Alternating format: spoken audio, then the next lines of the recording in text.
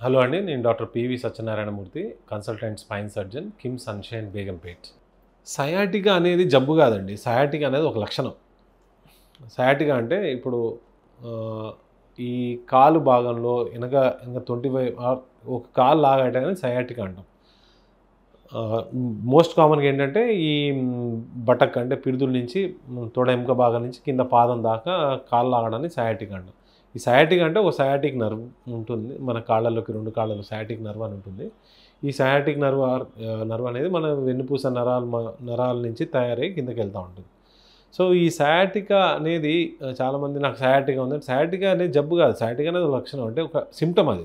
ఈ సయాటికాకి multiple reasons ఉంటాయి. అంటే డిస్క్ ప్రాబ్లమ్ ఉండొచ్చు. అంటే ఈ వెన్నుపూస ఎముకల మధ్యలో డిస్క్ జారి నరానొత్తడం, వెన్నుపూస ఎముక గట్టిపడిపోయి నరానొత్తడం, వెన్నుపూస ఎముకల మధ్యలో స్టినోసిస్ ఫొరామినల్ స్టినోసిస్ అంటే ఒక రంధ్రంలాగా ఉంటుంది. ఆ రంధ్రం అంటే పూడుకుపోయి నొప్పి రావడం జరగచ్చు. వెన్నుపూస ఎముకల కదలిక వల్ల రావచ్చు. అండ్ మల్టిపుల్ ఒక్కోసారి ఏ రీజన్ లేకుండా కూడా రావచ్చు. ఇంకా ట్రీట్మెంట్ అంటారా? ఇప్పుడు లక్షణం అంటే డిసీజ్‌ని బట్టి. సపోజ్ డిస్క్ ప్రాబ్లమ్ అనుకోండి, most of the times medical management సరిపోతుంది. సయాటికా ఉన్న వాళ్ళందరికీ ఆపరేషన్ చేయాలని ఏం లేదు. మందులు సరిపోవచ్చు. కొంతమందికి వెన్నుపూస నరానికి ఇంజెక్షన్స్ ఇస్తాం. అది సరిపోతుంది. ఇప్పుడు వెన్నుపూస ఎముక కదులుతుందనుకోండి, వాటికి ఇంజెక్షన్స్ ఇచ్చి మందులు ఇస్తే లాభం లేదు. తగ్గచ్చేమో కానీ ఆ కదలిక అయితే తగ్గదు. ఎముకల మధ్యలో ఉన్న కదలిక. వాటికి ఏంటంటే స్క్రూస్ ఏసి ఫిక్స్ చేసుకోవాల్సొస్తుంది. ఇది కొంతమంది డిస్క్ ఆపరేషన్ చేయొచ్చు.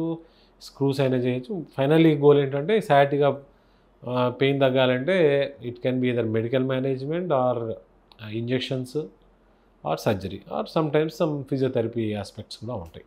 మీరు తీసుకునే అదే మందులు, అదే నాణ్యమైన మందులు, కానీ సగం ధరకే. అవును, మెడ్ ప్లస్ బ్రాండ్స్ పై 50 to 80% తగ్గింపు.